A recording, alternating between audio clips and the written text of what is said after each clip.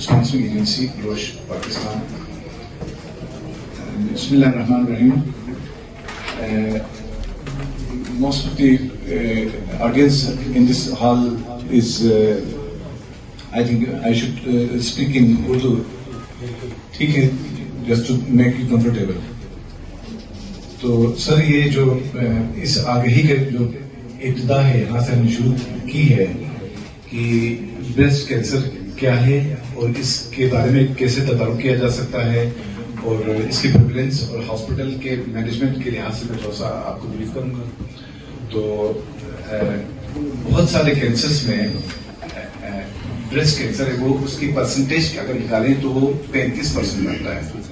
35%, 35% of all cancers, اس میں 35% جو ہے وہ بریسٹ کینسر کے ہوتے ہیں, and that can be treated as well.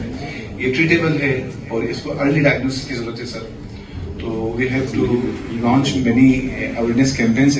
ہم ارلی بریسٹ کینسر میں نیو ایڈجنٹ تھراپی دیتے ہیں اور یہ جو 4 ڈفرنٹ ٹائپ آف رسپانس ہوتا ہے کیمو تھراپی کا. جس طرح وہ جو لاسٹ کینسر ہم نے لاسٹ کیس جو آپ نے ڈسکس کیا تھا لوکلی ایڈوانس بریسٹ کینسر کا, دیٹ واز پروگریسو ڈیزیز, وہ اس میں آتا ہے. دیکھیے کہ اس نے رسپانس ہی نہیں کیا کیمو کو اور کیمو کے باوجود وہ بیماری بڑھتی گئی. اب لوکلی ایڈوانس بریسٹ کینسر اس میں اسٹیج 2 وتھ ہائی رسک اور آلموسٹ اسٹیج 3 کے تمام کینسر. اس میں ہم عام طور پر نیو ایڈجنٹ کیمو تھراپی یہ اپروچ لیتے ہیں سر.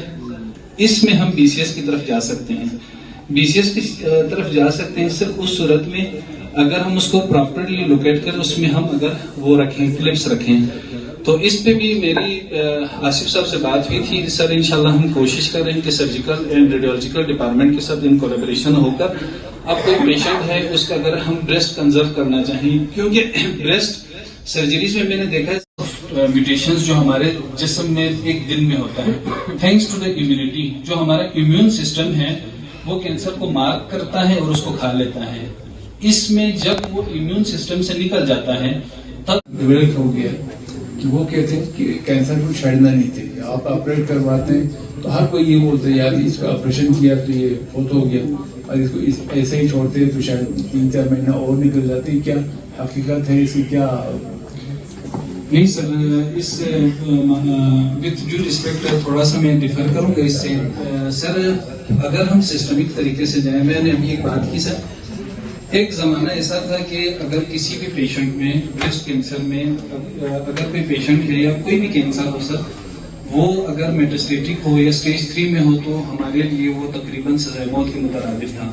اس میں بچنے کے کوئی چانسز نہیں تھے. ابھی سر میں آپ کو یہ بتا سکتا ہوں کہ تقریباً 6 ایسے پیشنٹ ہیں میرے پاس بلتستان ریجن کے ہی جو کہ لنگ کے بھی ہیں. لنگ میں سر جن کے EGFR پازیٹیو ہے, ابھی لاٹنک کے بعد میں ابھی اوسمیٹنک پہ گیا ہوں سر. 2017 سے میرے پاس پیشنٹ ہیں.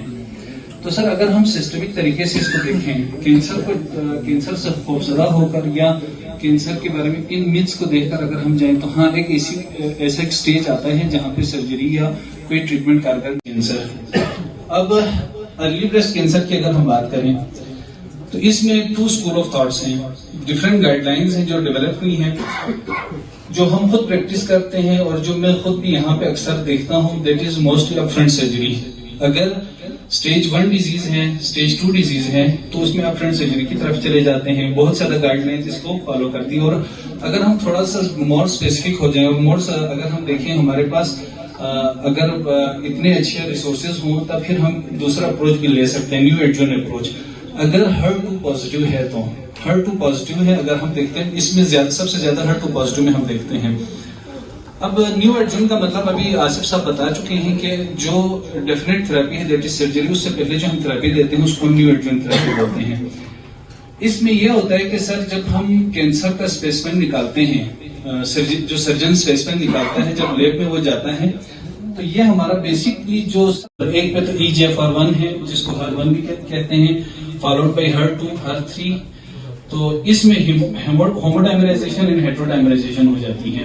تو اس میں ایک جینیٹک میوٹیشن ہے جس میں ERB2 کہ مائیں اپنے بچوں کو 2 سال تک دودھ پلائیں.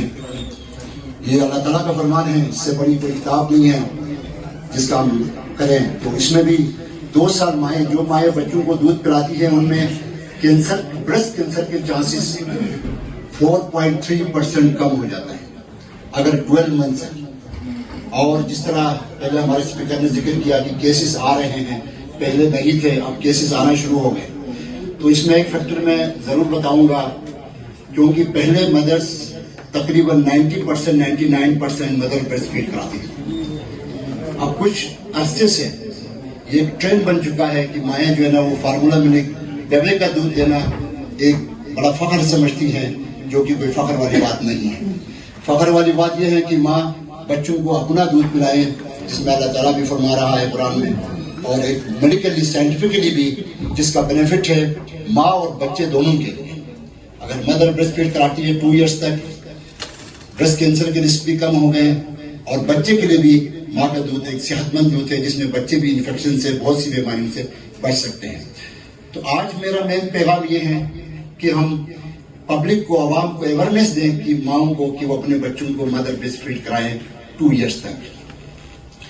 अब ब्रेस्ट फीडिंग ये अवेलेबल नहीं है, तो 2-3 पेशेंट्स हमारे पास आए थे, इनको हम क्या सकते हैं कंटिन्यूस इंट्रास्पाइनल जो है एपिड्यूरल कैथेटर से हमने पेन मैनेज किया, कोई 2-4 पेशेंट ऐसे थे।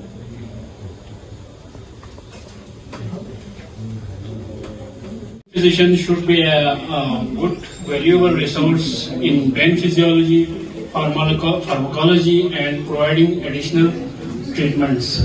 First of all, I would like to, rather than going to specific cancer management, I would like to introduce my specialty. We would offer back pain, treatment options in back pain, neck pain, shoulder pain, and prolapse intervertebral discs. Now come to the definition of pain. Pain is an unpleasant sensory and emotional experience associated with actual and potential tissue damage or described in terms of such damage.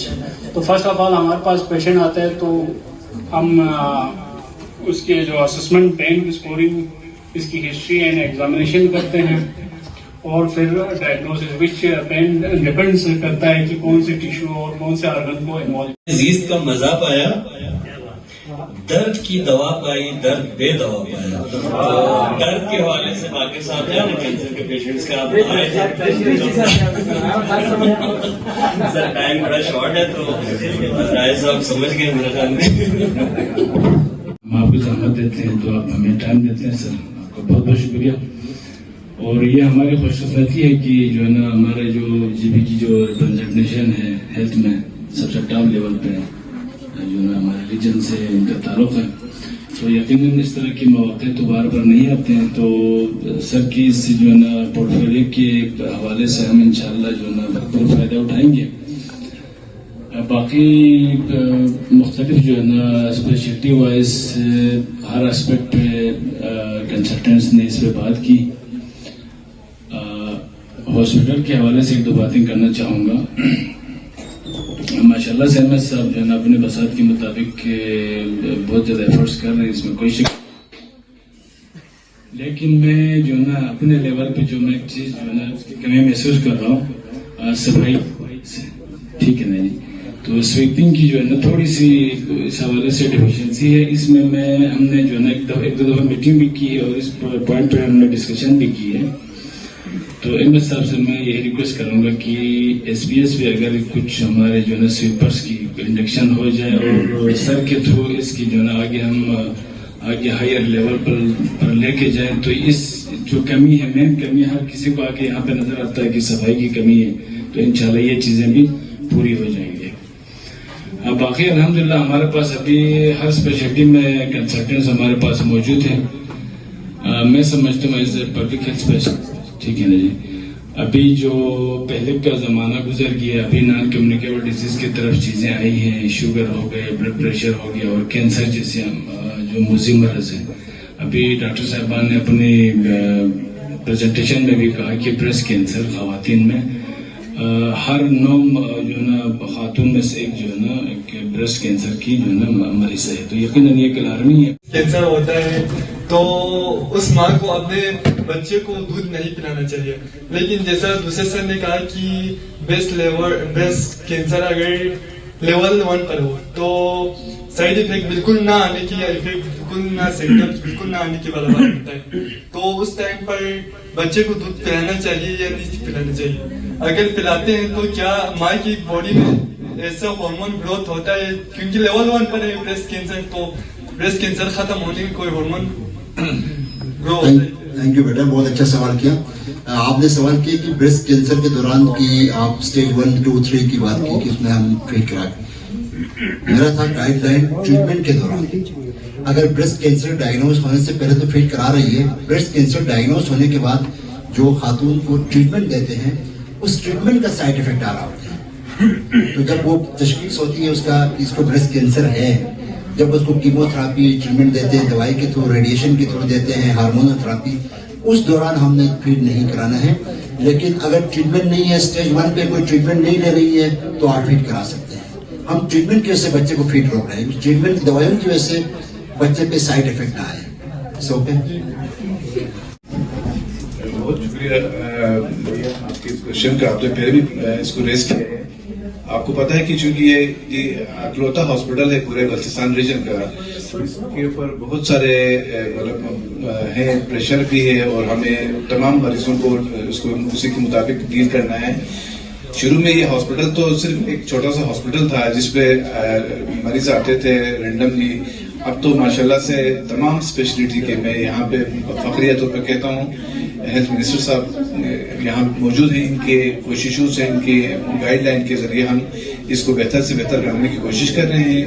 बहुत सारे faculties हैं जिसको upgrade करने की जरूरत है, जिसमें one of them is oncology department, यानी कि कैंसर का डिपार्टमेंट। चूंकि डॉक्टर मोहम्मद काजिम यहाँ पे कंसल्टेंट ऑन्कोलॉजिस्ट तैनात हो चुकी है, तो बहुत जरूरी है कि डॉक्टर साहबान सबकी खिदमत में अस्सलाम वालेकुम।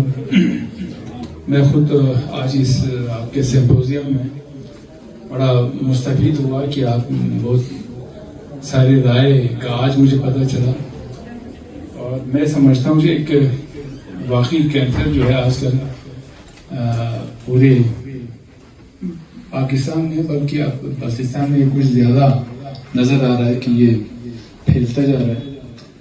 हमारे एक मरहूम हाजी साहब थे, हाजी अली मीर साहब, शायद आप लोग एक नाम सुना हो, डॉक्टर साहब उनको अच्छी तरह जानते हैं। वो थोड़ा सा मजाहिया भी थे और बुजुर्ग थे और पुराने ख्यालात के थे, तो उनके सामने कोई बात करे मौत की कि फलाना वो फोत हो गए, वो फोत हो गए, उनको बड़ा गुस्सा आता था। वो कहता है यार छोड़ो, ऐसे मौत की बात ही मत करो, कोई सैर सपाटे की, मौसीकी की बात करो। तो हम भी पहले समझते थे कि कैंसर की बात करने से लोगों के रोंगटे खड़े होते हैं, खासकर डॉक्टर आसिफ साहब ने जो स्लाइड्स दिखाई, उससे हमारे अपने भी हजारी भी से अलग ख्याल हमारे भी नहीं थे। लेकिन मैं समझता हूँ कि बहुत जरूरी है, बहुत जरूरी है कि हम इससे अवेयर रहें।